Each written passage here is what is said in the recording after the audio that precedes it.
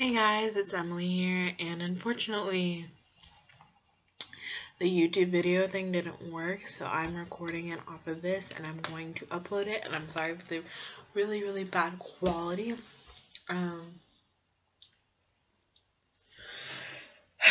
So this video, I made this a long time, probably like a year or 2 years ago, but that video was bad and I wanted to show how far I've come since then, so I'm going to re-upload it. And yeah, this is my life with CP.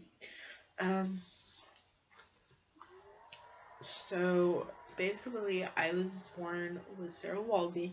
That is the full term for CP, cerebral palsy, and I was born with spastic diplegia. You can correct me in the comments down below if I got that wrong, but basically there are 6 or 7 different types of cerebral palsy.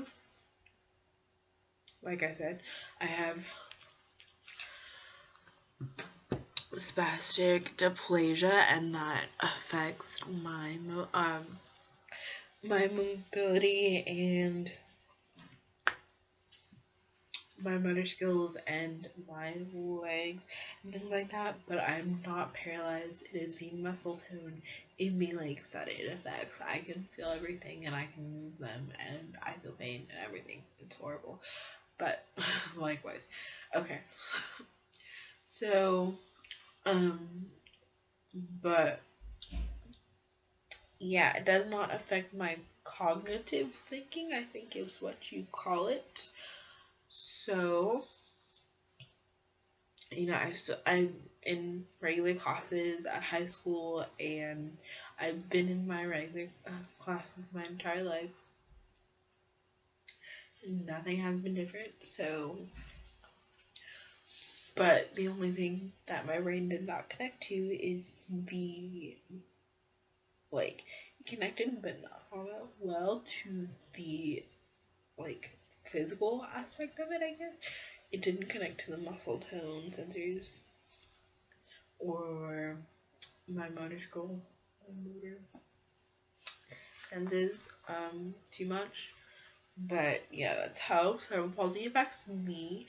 And I'm not here to brag about having cerebral palsy, and I'm not here to brag about how much easier it is for me, because obviously it's not that much easier. Okay, so I'm going to start with my story now, because it is 3 minutes long into this video. My story: I was born with spastic diplegia, which, like I said, it affects my motor skills and my muscle tone, and that is all it affects. I was diagnosed with CP at 10 months, and basically, I guess there's a look that children with CP, they have a look in their eye or something like that, and that's how my nurse diagnosed me. Because they just noticed how tight and rigid I was, when my mom would try to put, and I was born premature, so premature means early, and I was born 3 months early, so I was born at 6 months. And what can I say? I am just too excited for this world, I guess, or was too excited for this world. So basically, back to the diagnosis part. When my mom and I was born, I was 3 pounds, by the way, so I was very tiny. I dropped to 2 and then went back up to 3, but and they didn't have clothes for preemies at the time, so I had to wear big baggy onesies and things like that.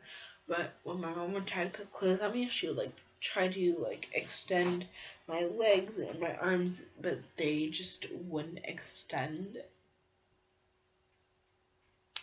at all.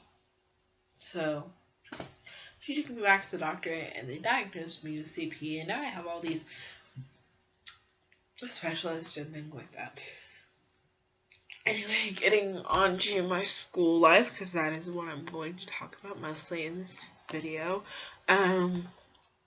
So basically, I'm been in 2 school districts. I'm not going to name the school districts, in just, that's my personal thing. Sorry, that's my dog scratching at the door. So basically, my first school district, I went there my entire, like, basically school grade. I went there, I'm sorry. I went there preschool, no, not preschool. I went there kindergarten through half of 7th grade, and at the end of 7th grade we moved. But I'm going to talk about this first school district first. Okay, so this first school district, I didn't know the difference to. My parents had raised me to be as mobile as I can be, and independent, and things like things in that nature. So, growing up, I played baseball and I cheered, and I'm still cheering. I'm on an all-star team now. And in case any of you are wondering, I use my arms for such things, and I will link a video of that down below. If you guys want to see that, I will show you guys the team that I'm on. But yeah, I'm still doing cheer, and I did baseball. Haven't tried any other sports yet. I don't know if I am going to, but I did try out for high school cheer. I did not make it, but I tried, and they were very accepting of that I was willing to try, and they tried to accommodate me as best as possible. But anyway, back to the first school district. Growing up, I had friends, but they weren't true friends. They just kind of hung out with me and talked to me, but they went off to play on their own after lunch was over, and things they were able to walk, so of course they went down the side and everything, and I was just love sitting there. And so yeah, I didn't have any true friends. And then in middle school, the kids would go up to the teacher and they'd ask, "Why is that girl in a wheelchair?" And the teacher would be like, "Why didn't you go ask Emilee?" And I was waiting for them to ask. I was excited. If you guys want to ask me any questions, I'm open to anything. Ask me any question that your little heart desires. But the kids would just shy away and back up because they were too afraid to ask me and offending me or something like that. Or maybe with the chair, maybe it just seemed intimidating, maybe that girl just didn't have the mindset that I do. And so that was a little hurtful, so I spent most of my time dealing with that at elementary school. And then when I got to middle school, it got a little bit more worse. Kids actually started making fun of me. They said I was stupid, and I had friends then too, and we would sit together and eat lunch, and I was finally happy. But then they would go away, and they wouldn't see me the next time, and then they would go away. They didn't hang out with me the whole lunch period. They sat with me for 2 minutes, and then they went away, or I would have to go and find them. They wouldn't come to me. So that was a little hard. And then the programs that I need specifically for my schooling, IEPs is what they're called. They're individualized special education programs, and they do that for all the special ed kids based on all your needs. They make accommodations to your texting time and your essay time and your homework time. They give you more time or less time depending on what you need or don't need. A lot of these kids couldn't specify for themselves, and I'm one of the few kids that could, so I was present at all my IEPs, and I localized what I wanted. So I'm grateful for that.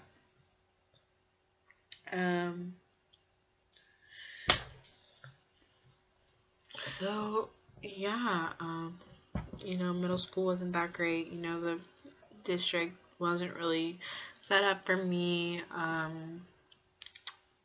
They tried, but they didn't get what I needed. And we had to move, and this is the location that we're living at now.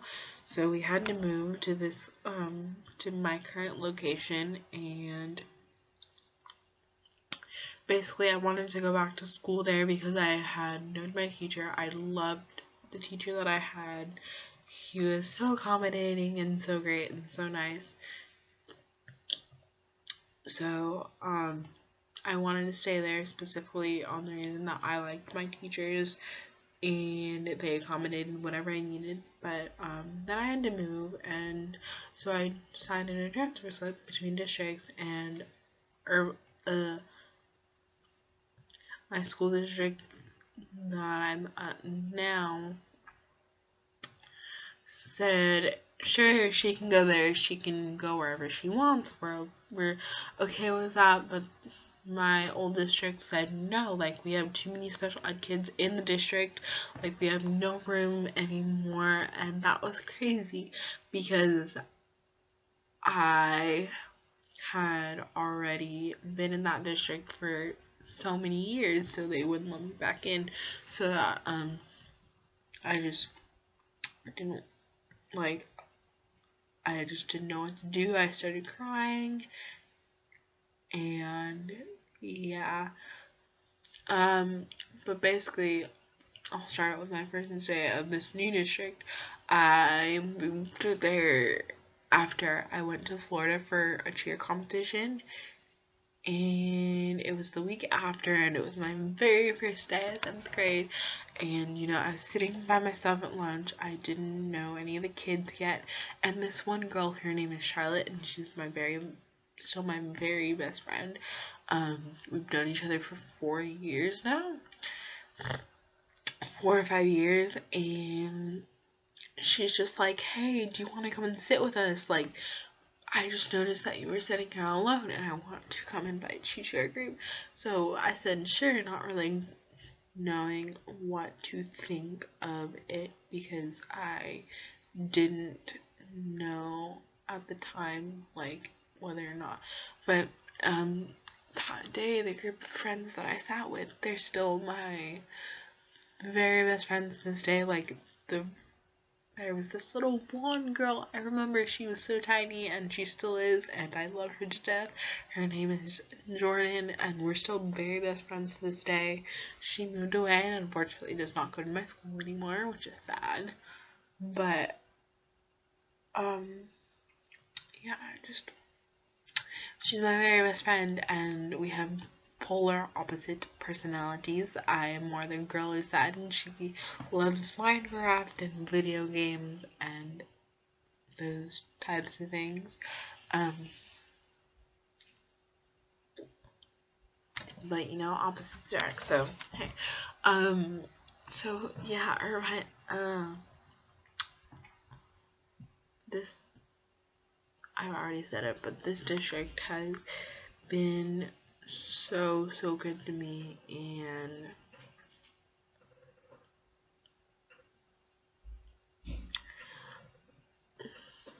I am in choir now at my high school. I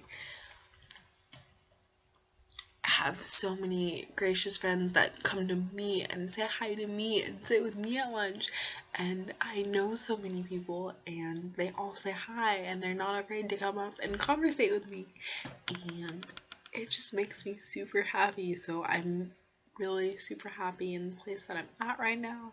I'm a junior and about to graduate in 16 months, and it is just so amazing, the change that this has done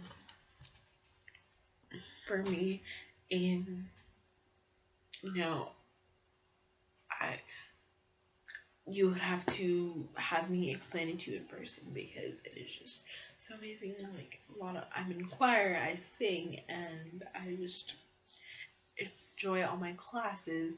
And I'm actually legacy at that school because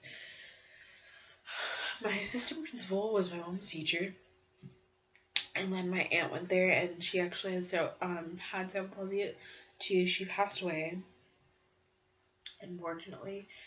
Um, I have gotten to do so many opportunities because of her. I've gotten to go to camp and done all this stuff, and she never got to do that because back then when she was around, like, people weren't as accepting as they are now. So I'm very, very thankful that I live in a time where they're not afraid to come up and ask questions. Um, but yeah, I'm just gonna talk about her for a minute. She was one of the most amazing people I have known about. I say I have known about because I didn't actually know her because I was young when she passed away, and I was scared of her all the time because she went to a nursing home that didn't take really good care of her, and unfortunately that's what she passed away from. Um, But yeah, she was just amazing. She loved God wholeheartedly, and she said he put me in this ship. He gave me this for a reason. I love him and things like that. And I truly believe as well that she is looking down upon me because I know she is. And God had said, we're gonna give you a person just like you because you are so deserving of it. And she was a beautiful, beautiful person. And that is why I'm in this chair. I am, God said, Emilee, we're going to put you in this chair for a reason. You are going to be in this chair and you are going to make so many, life changes, and you are going to change so many people's lives. And, I'm still working up to that journey, and this journey has just begun. And I'm gonna go on in a little motivational speaker rant here. If your child or if you are watching this and you're too afraid to do something, don't be afraid to do it, because it is going to shape you in the person in which you are going to become. If you want to be a princess, be a princess. If you want to be a prince, be a prince. If you want to be a teacher, I want to be a special ed teacher because I want to show kids with other disabilities that it's okay to be different, but you can still live out what you want to live. If you want to be a tennis player, you can be a tennis player. If you want to be a chef, be a chef. If you want to be an actor, be an actor. If you want whatever you want to be, please be it. And mothers and fathers or aunts and uncles or who's ever taking care of a child with special needs, please let your child have the opportunity, because I know if it wasn't for my parents letting me have as many opportunities I have, I would not be the person. If I did not move schools, I would not be the person that I am. I have gotten to go to a Young Life camp, and Young Life is a ministry for teens, and I go to camp every year, and it's for high school. And I go to camp every year, and I've done ropes course, which is zip line and obstacle course, and what else have I done? I've grown in my relationship with God, and I have gotten to do so many things. I've gone to Florida twice. I've been to Disney World twice, and during Christmas, and it's beautiful. It is so beautiful.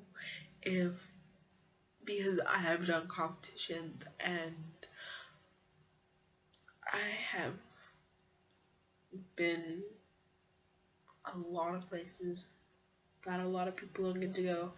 I'm able to go to stores. I'm able to basically do whatever my heart desires because I was given the opportunity to. And please, please give them that opportunity.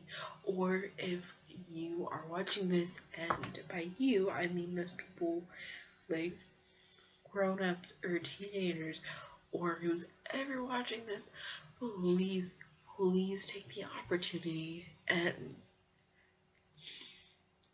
do it and have fun and love life and live it.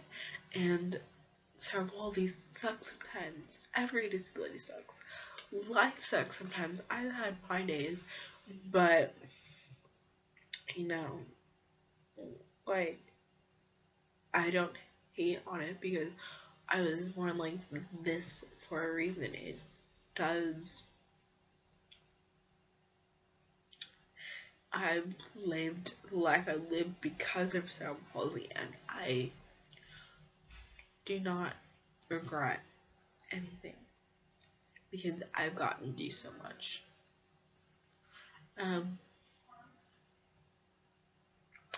Cerebral palsy has shaped me into the person that I am today, and if this video helps you, thank you for watching and listening to my story and my rant. And yes, my mother wants me to become a motivational speaker. If you comment that down below. But I'm not here to inspire a person. I'm not stronger than you. It does suck to have a disability sometimes. I'm just here to be me, and that's all. And I thank you guys for watching, and I hope to make another video or hear from you guys soon. Good night.